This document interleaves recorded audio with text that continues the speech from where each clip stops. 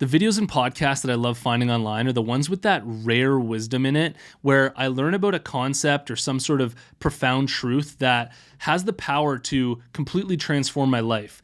I love receiving those epiphanies that are truly valuable in a really extreme way where you can apply them to your life and automatically just starts to give you different results in everything that you're doing.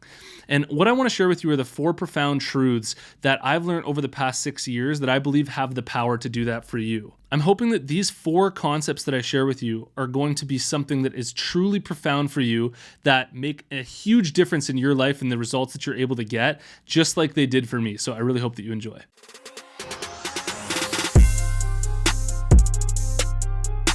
Apparel Success is sponsored by my buds over at BrandCrowd. BrandCrowd's a logo maker tool. You type in the name of the logo that you want to have made, hit enter, thousands of logos will come up. You can just scroll through and pick the one that you like. Then you can edit and refine that logo as long as you want for free until it's perfect. This is a Hundo P design I made for my own clothing brand using BrandCrowd. If you're interested, head over to brandcrowd.com/apparel success and you get up to 66% off at checkout. So the first concept that I want to share with you is called Ikigai. It's a Japanese term, and there's a book called Ikigai, The Japanese Secret to a Long and Happy Life.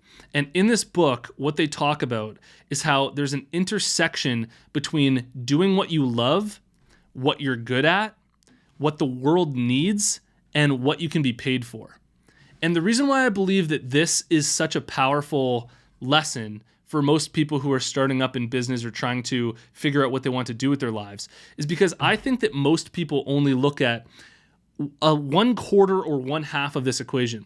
A lot of people will take the advice, oh, just do what you love. Like if you do what you love, that's the main compass that you need to follow, and that's what will get you to the promised land and where you want to go. And I just don't believe that that's the case. I think that there's tons of examples of doing something that you love and it has absolutely zero socioeconomic value where other people won't really want to pay you that much for it, and you probably won't be able to make much money from it. There's also a lot of things that you could do that you really love doing that maybe you're just not that good at. Like, for example, if you really love playing ping pong, but for some reason you're not like world class at it, you're not that good at it, and maybe you also won't be paid at it that much. So this whole concept of just doing what you love and using that as the main compass for your life, I think is actually flawed.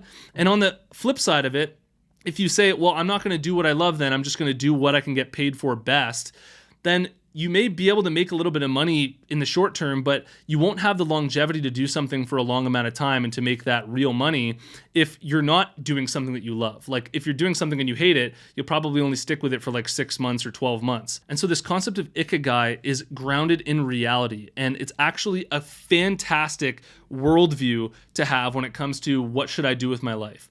What is something that you love to do that you'd be able to do for a really long amount of time? What's something that you love to do, though, that you're also pretty good at?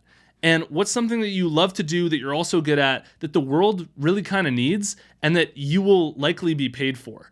That's like the perfect intersection where all of this comes together, and that's where you're going to be able to make the most amount of money, do it for the longest amount of time, enjoy what you're doing, and it's just like that perfect secret to the long and happy life, as the title of the book calls it. This term Ikigai, if you break it down, Iki means alive and life. So it's that part of this where you're doing what you love and what you're good at. And then Gai is benefit and worth. Like you want to do what you love and what you're good at, but that's also going to be beneficial and worthwhile to others. So that concept has the power to change your life if you really think about that and you assess your own life. You do an audit on yourself and think, what am I good at? What will the world need? What will I be paid for? What do I love? And you combine all of those together. That intersection will likely be your life's purpose. The second concept that's truly profound and changed my life is flow state.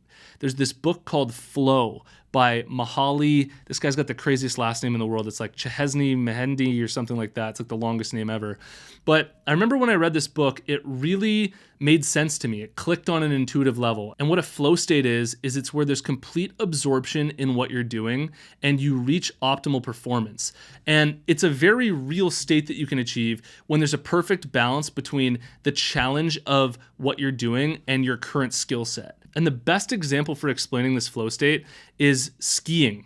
Even if you don't ski yourself, you can imagine if you're skiing down a hill, You want to be doing a slope on the hill when you're skiing that is a difficulty that is just above your current skill set.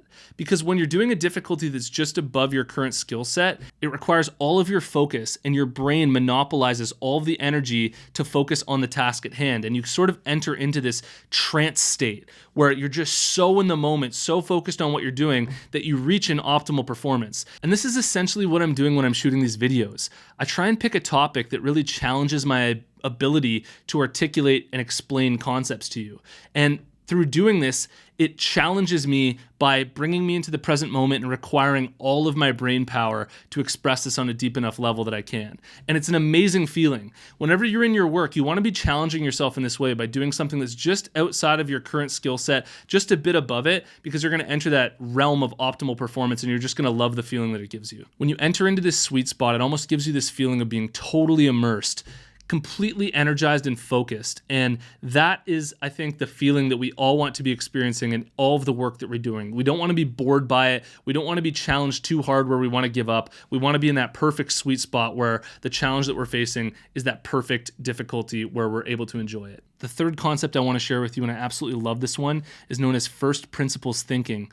First principles thinking is where you question the conventional assumptions or approaches to something, and you look at the fundamental aspects of it and have a fresh new perspective on it. And Elon Musk was really good at this. This is what he did with the electric car. There were already people building the electric car, and he didn't build off of what they did. He questioned, what is the fundamental physics of an electric car? How can we do that better? And he was able to basically build it all from scratch by reasoning from the very beginning, from those first principles. And even if you're doing this with your own clothing brand, you may think like, oh, I need to do a hoodie this way because it's been done this way before. But if you actually think like, okay, let's bring it down to first principles. What is the body shaped like? How can we make a hoodie that fits the body perfectly in this very particular way without leaning on what other people have done in the past? And I know that I just did this for a new company that I'm starting for the logo that I'm building. I was trying to build a logo and I kept thinking about the feeling of the brand and all this stuff. And then I had to sit back and go down to the first principles and say, well, what does this company represent? What is this company trying to do? And from that place, I was able to write out the very simple and fundamental root values of what the company brings, and then you design the logo from there. And from doing that, we ended up landing on the absolute perfect logo for this new company. So first principles thinking is breaking down complex problems into their fundamental truths or basic principles, and then reasoning from there. This allows you to have innovative solutions and fresh perspectives on what you're doing, and it allows you to invent things that have just never been invented before and make truly profound statements in the world. And the last concept here is abundance mindset and feedback loops. Now, when you hear abundance mindset, your mind automatically goes to this woo-woo energetic place, and that's not what I'm talking about here. That's just what the mainstream's done with it. They've taken this whole abundance mindset, law of attraction thing, and they've sort of just taken it out of context. What I'm talking about here is having a legitimate abundance of resources and what having an abundance of resources does to creating upward spirals or positive feedback loops. And I want to break this down for you. I've taken some really good notes on this, so I'm going to look at my laptop here to help explain this. Obviously, this video is not about me looking very good. It's about getting this information to you as best as I possibly can here. So I've written down the consequences of certain actions or behaviors reinforce and apply themselves over time. Addiction versus healthy lifestyle choices. So you can imagine negative thinking leads to negative outcomes. Then you get a negative outcome and maybe you'll be self-defeating, you'll loop on that negative outcome, how it makes you crap, and now you're back in negative thinking again. And because you're back in negative thinking again, now you're leading to more and more negative outcomes. And this leads to a downward spiral and a feedback loop in the wrong direction. So things like negative self-talk, pessimistic thinking, a self-defeating mindset lead to self-sabotage, which creates bad outcomes, which makes it so much easier to fuel right back into that same mindset, which keeps it going downwards. On the flip side, when you do the right things that you're supposed to do, like eat really well, and you start to get great results from it, it gives you excitement that makes you want to keep eating really well, to keep getting better and better results with it. There's a saying, the hungry don't get fed. The hungry don't get fed means that the more that you desire something and need it, the less likely you're going to actually get that thing. Like, for example, if Leonardo DiCaprio walks into a restaurant, he's likely going to get a free meal from that restaurant. They're going to want to give him a free meal, even though he's the last person on earth that needs a free meal. Because he's in such abundance, people just want to give him a free meal. Whereas if a homeless person, somebody who's starving, comes in begging off the street, the restaurant's just going to probably kick that guy out. Meanwhile, he's the person who needs that meal the most. It's a really counterintuitive way of viewing the world, but it's grounded in truth based on fundamental behavioral economics. There's another analogy that's perfect for this, which is the harder you chase it, the faster it runs. You can imagine a cheetah chasing after like a zebra in the jungle. And the faster that cheetah's running, the faster the zebra will run away from it. And that's basically what happens as you're sort of pursuing your goals. And so this is why, as you're pursuing your goals, as you're trying to get further and further in your life, you need that constant spiritual depth at the same time that you're going after your physical, materialistic goals, because you want to be detaching from your need for the goals while you're pursuing them. And it's really this thing where we're trying to build the roots of the tree as deep as they possibly can go, because the deeper the roots, the taller the tree can get. And those are some very deeply profound truths that I wanted to share with you that truly changed my life to learn them. And it was an absolute pleasure sharing them with you. And I really hope that you enjoyed. I've recorded a 100% free clothing brand course for anybody starting up a clothing brand right now. All you have to do to get access is go to freeclothingcourse.com. You can go through it at your own pace, and I'll see you in the next one. Peace.